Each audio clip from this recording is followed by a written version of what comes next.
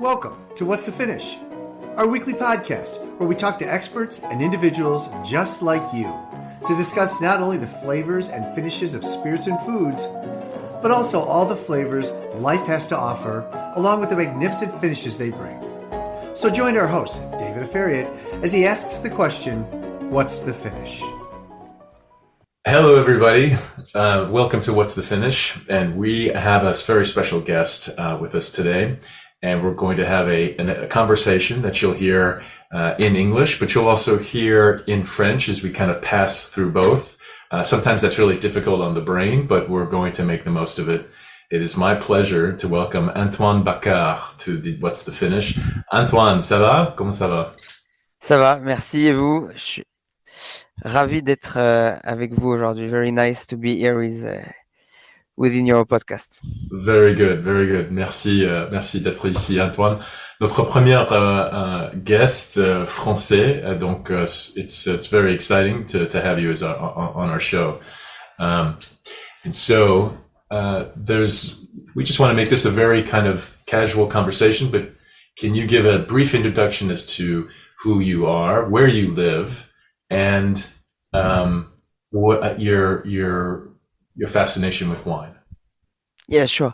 So, as you heard, my name is Antoine Bacard. I'm 34 now. 34. I'm living in Paris, so in France.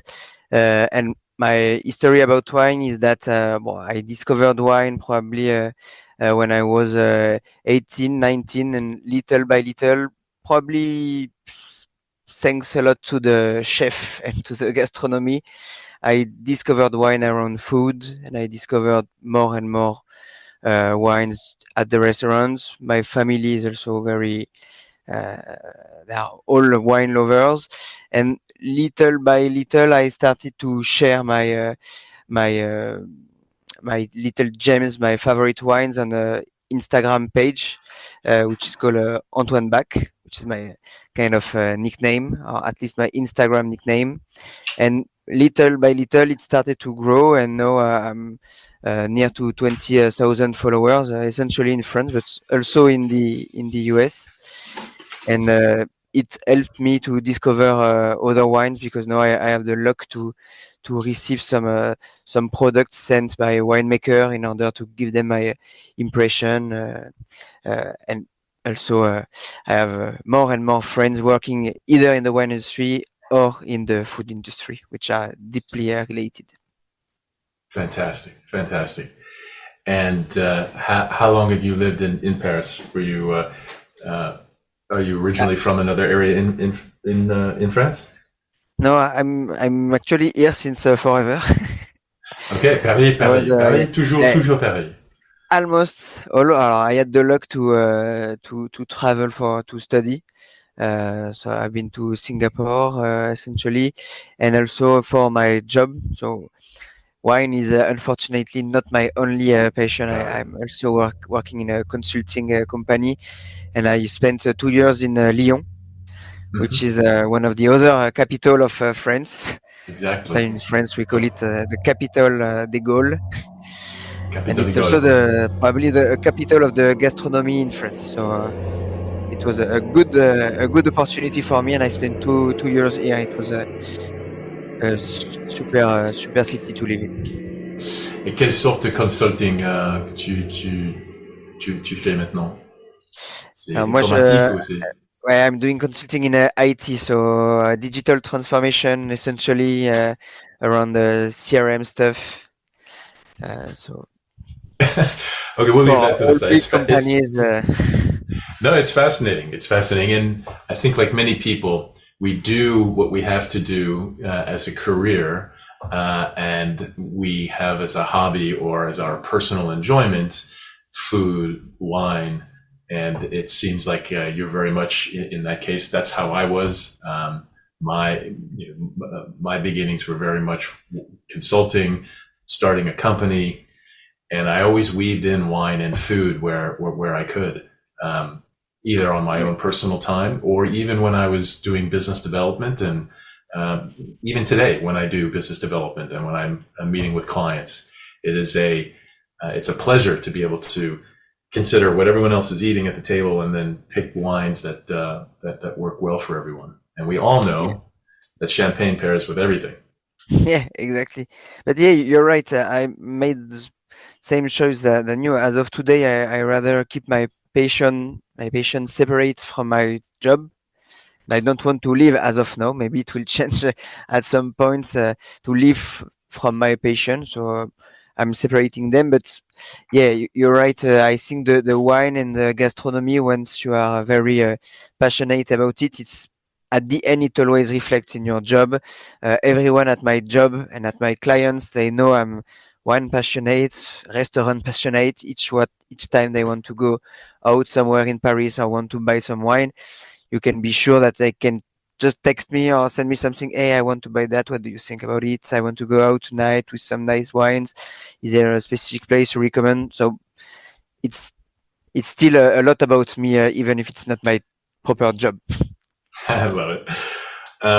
Well, let's go right into a particular. So you're Parisien through and through, and so um, if I were coming to Paris and if I were bringing friends, there's lots of places where I've been in the past. But when I go, before I mention mine, I would love to hear yours. And let me give you the setting. So I'm arriving in Paris. You and I are very good friends. So we're not looking to go to the most expensive restaurant, but we're looking to go to the place where you go for a good meal, where a local like you would go and say, this is a great place because it's someplace that it doesn't need to be a special occasion. I go because this is good and I want to share this with you. And so now we go and give me one or two of what are those? Yeah, I have two that jumps to my mind when I think about that. The first one, and I had some friends from UK and US who came recently. I go to Liquid. Liquide. So it's like liquid. It's Yep. liquid. It's in near the Samaritan, so in the center of Paris. De quel arrondissement? Quel arrondissement? C'est dans. I think it's in the third, The probably. third. Let me check. The third arrondissement. Yeah, it's Rue de l'Arbre. No, in the first. In the first. So it's Oh, really in the pardon. middle of Paris. So Okay. it's near Wow. the Louvre, and Ah, it's what sometimes they like to call themselves a tavern. So perfect. it's still a little it's still gastronomic. The chef is it's a new chef now. He's just back. He used to be the second chef at Septime before. Okay. So he has some big gastronomic adventures in his life before. Yeah. Uh, Little plates to share with friends. Huge wine lists. Once you know them, and I have the luck to know them and to be friends with some people working there. So there Yeah. is also a secret list, Ooh. Love which is that. which is to be totally honest, it's the list of the restaurants just near in the street, which is called Granite, which is Uh-huh. a Michelin star restaurant, and Okay. they have a huge wine list to complete the other wine list. So the first place when I have some friends visits from elsewhere, we go to Liquid. It's a place where you can start at 7 and never finish. Oh gosh. You know what? I love that. And if people have heard me long enough, they've heard me say that in the difference between one of the many differences, but again, it's why we like different places, each with their own specialness. Uh, but clearly, when it comes to dinner, in America, sometimes it's like dinner and then an evening. It's like we'll have dinner and then we're going to go do this.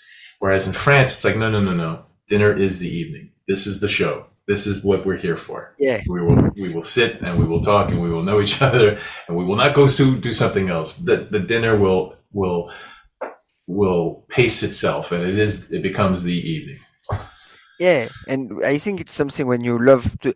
It's sometime even me and my girlfriend we try to go early to the restaurant to say, okay, this time we are not going to be the last one at the restaurant. It's not possible to spend 4-5 hours at the restaurant.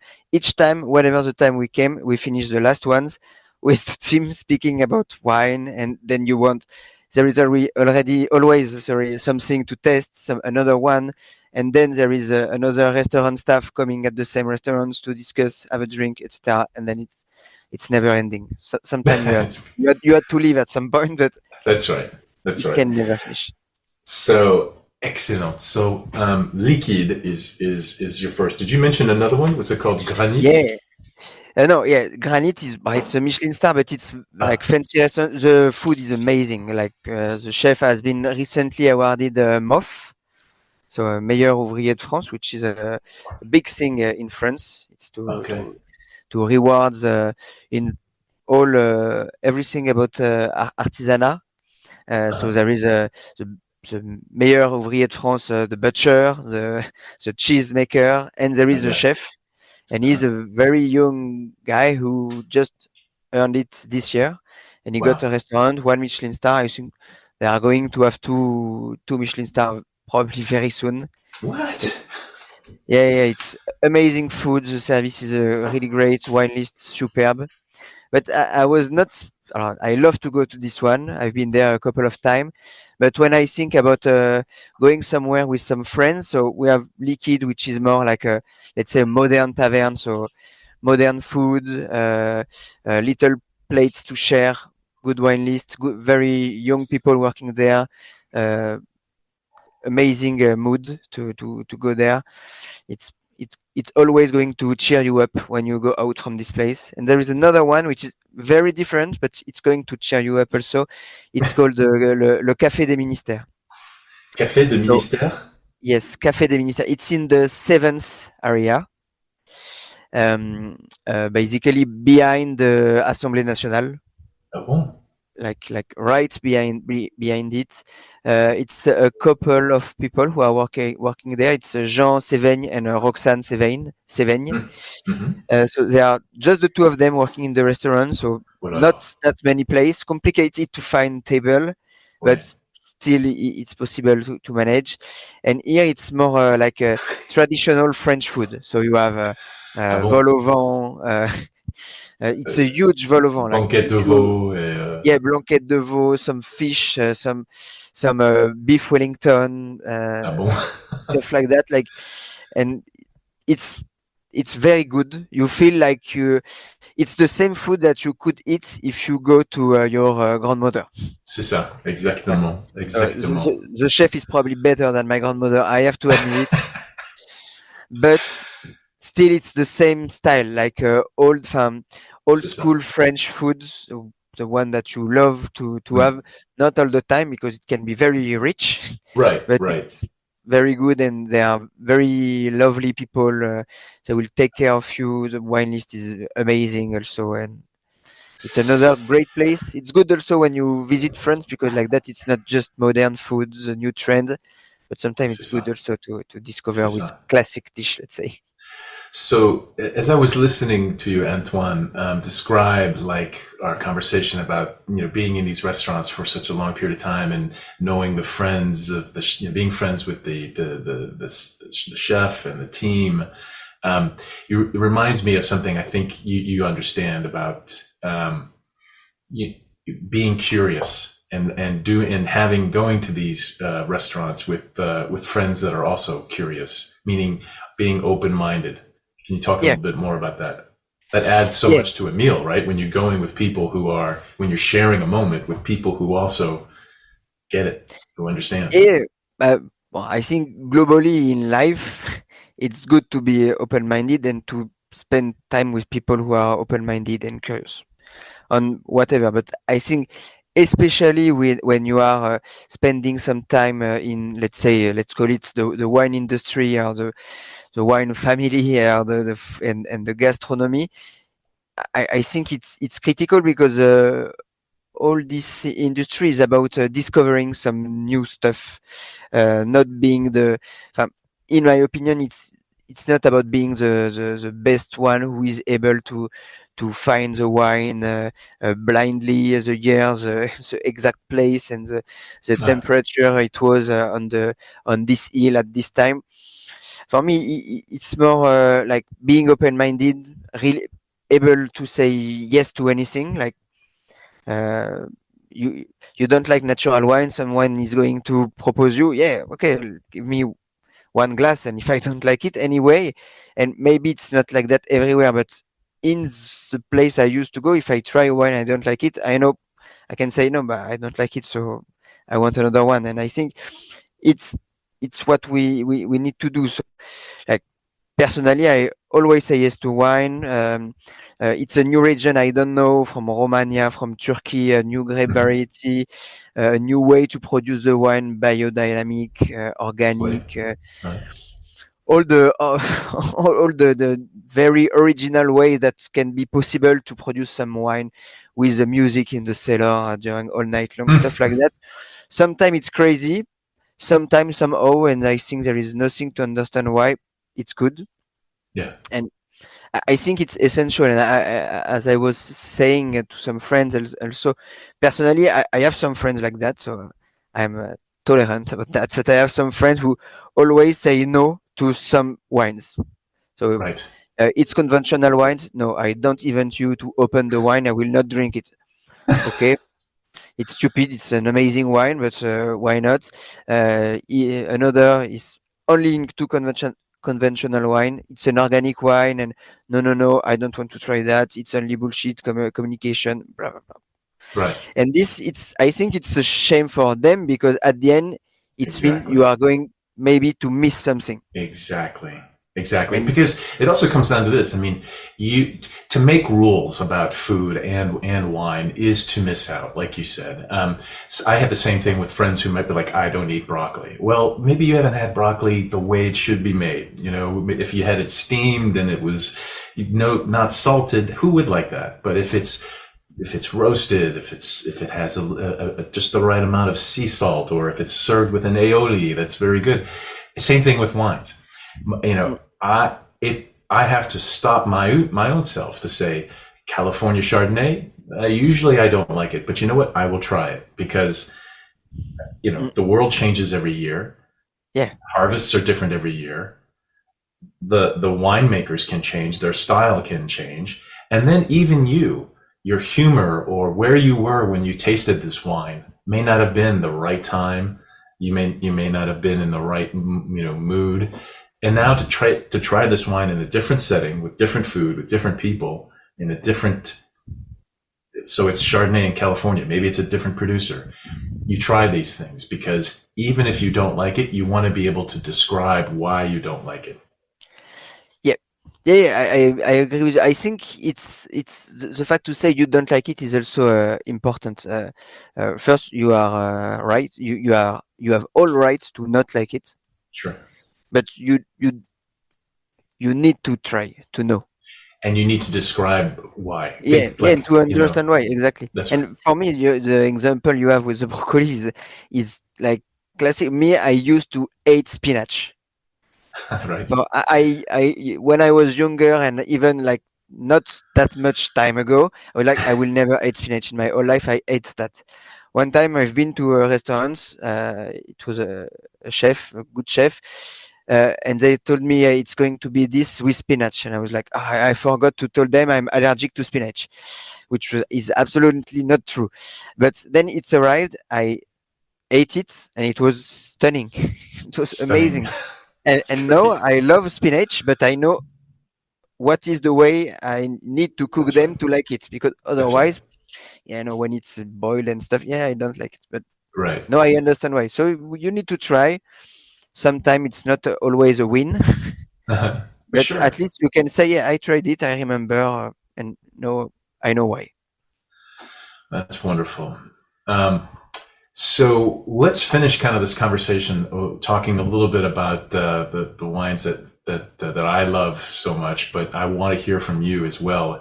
Um, and mine are all about champagne, but I want to hear a little bit about what are your favorite wine regions of France, and then specifically within Champagne.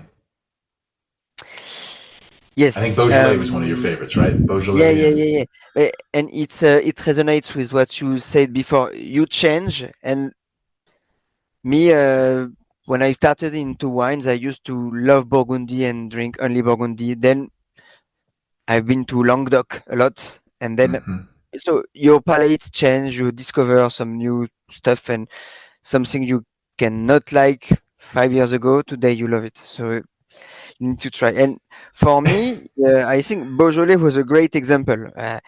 When I was younger, and also because I think for a long time the communication about Beaujolais has been terrible Right. image in France, like bad wines, cheap wines. Like the Right. idea was only to produce volume and volume of wines. So it's a region which has suffered from industrialization a lot. At one point, the idea for all producer, it was okay. Let's buy the next hill. I need to have the biggest plot ever. Like that, I will have a lot of juice and a lot of money. And when I moved to Lyon, which was 5 years ago, well, I was like literally 30 minutes away from Beaujolais. So at one point, when you are in Lyon, Oh yeah. you have no choice but to drink some Beaujolais. If you want to be integrated in the Yes. community, you need to Yes. try Beaujolais. So I started it, and like it was super good because of a new generation. So as you said, you can have new winemaker, Right. and the new generation is totally the opposite than the previous one, which was their fathers and mothers, Right. but totally different from their grandfathers and grandmothers. But their fathers and mother, it was like, let's do the maximum of volume we can. Right. Now the new winemakers, the new generation is on the opposite, willing to do less but better. Also being very concerned and very careful about the environment. So there is more and more little area in Beaujolais um, which are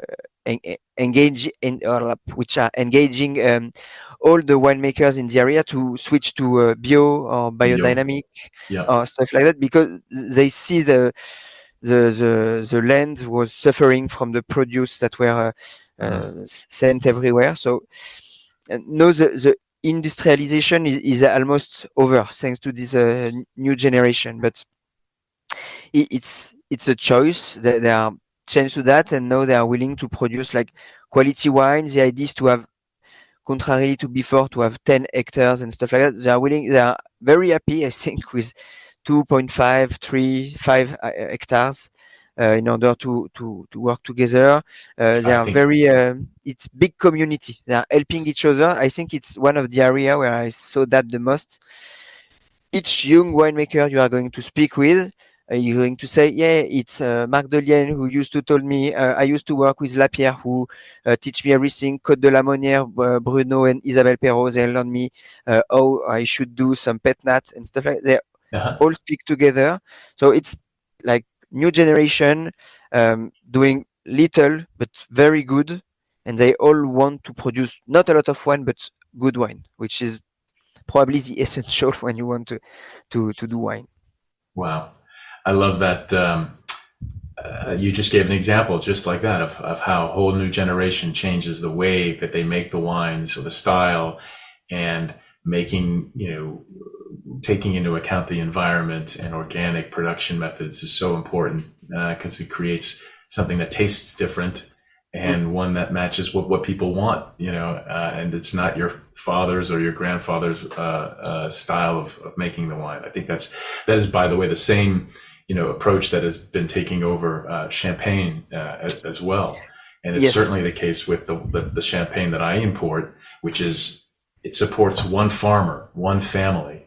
These are grapes that are not purchased elsewhere. They are grown and touched by the hands of the people who put it in the bottle. It's not anonymous grapes purchased from different areas, blended so that it starts to lose its personality.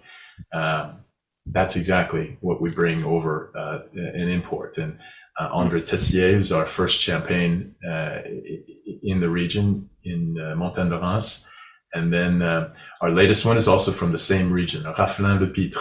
And there's some great stories, but we can talk about that later. I want you to definitely at some point taste these champagnes the next time you're in the region.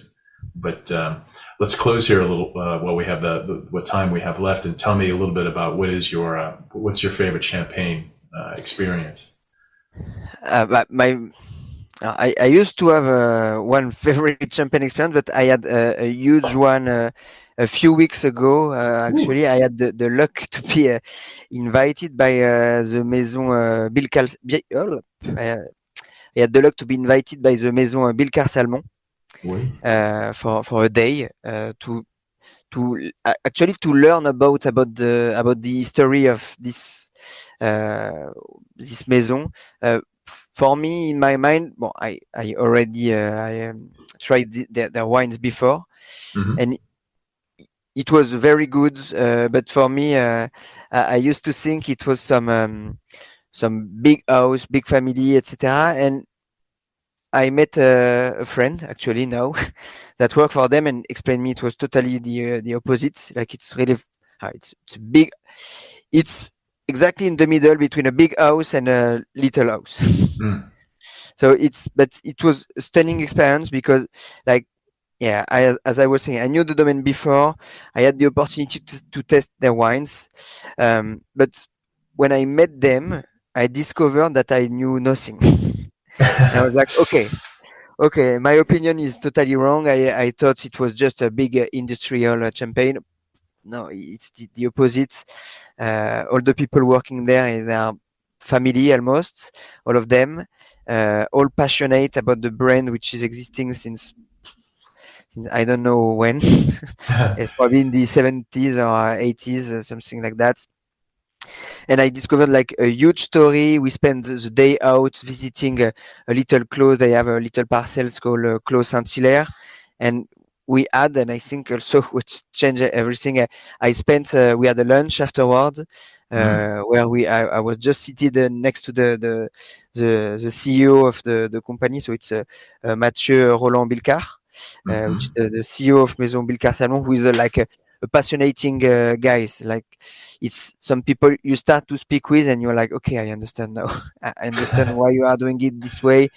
Very open minded about everything. Like, I mean, I think it's probably the first champagne winemaker with in this category of champagne where you go and at one point he decided to open a red wine, blind tested for everyone, and you discover it's a muscadet. Oh, So wow. a red muscadet. So you're like, okay, it's really original and amazing. And we had like a stunning tasting. We had some. I think it was a 88 Blanc de Blanc, Hmm. Wow. 76 Nicolas François, 86 Clos Saint-Hilaire. Wow. It was amazing. Some wines I will probably never taste again Yep. Yep. because difficult wines to find, but it was like a maison with a and what hit me because actually it was really that the most it was what we discussed before in our discussion. It was the fact to be open-minded. The first thing that Mathieu told us about is when you do wine or champagne, it's you need to be humble. Uh, don't think you are going to be the best. Don't think you are the best. Don't think Hmm. you know how to do wine because maybe you are going to change your opinion in 1 year, 2 weeks, Yeah. in 3 seasons, and like be simple, humble, and like be curious. Go discover some new areas, some young winemakers, and I think now in Champagne it's amazing how many young winemakers we have. But yeah, Yeah. it was my like recently the best experience I have. Another one I had which was stunning was the visit to Charles Heidsieck because the cellar is amazing Sure. in the Creyer. But recently, Oof. and I think it will remain in my top three for some long time Yeah. for sure. It was the visit at Bilcar Salmon, amazing tasting, very humble family, totally the Yeah. opposites of what you can think when you think about a majority of maisons in Champagne, which are not pretentious, but let's say they have positioning on the fancy part. So it's always very classy. Sure. Everyone is wearing smoking and tuxedo everywhere, which is I can understand the mood. I can understand the mood, and I'm okay. But when we go back to simplicity Yes. and then you just speak about wine, and I think it's critical at the end to say, okay, at the end just wine. So let's just stop to overthink it. Yeah. Is it good, not good? Do you like it or not? And at the end, if you have pleasure with it, it's the most essential of it. Well, super. Antoine, I cannot thank you enough for this time. I think you summed it up perfectly about being open-minded. The world can change in a day, in a year. It can change in a sip. You know, it can change as you discover something. And I think that's probably one of the most impactful lessons that's come out of our conversation. So I want to thank you again very much for your time. This was absolutely fantastic. And, I look forward to continuing our conversation and certainly sitting down at one of these tables in Paris in the future. And, Sure. And I appreciate you being on What's the Finish in our podcast. Thank you so much, Antoine. Thanks a lot, David. Have a good day. Bye.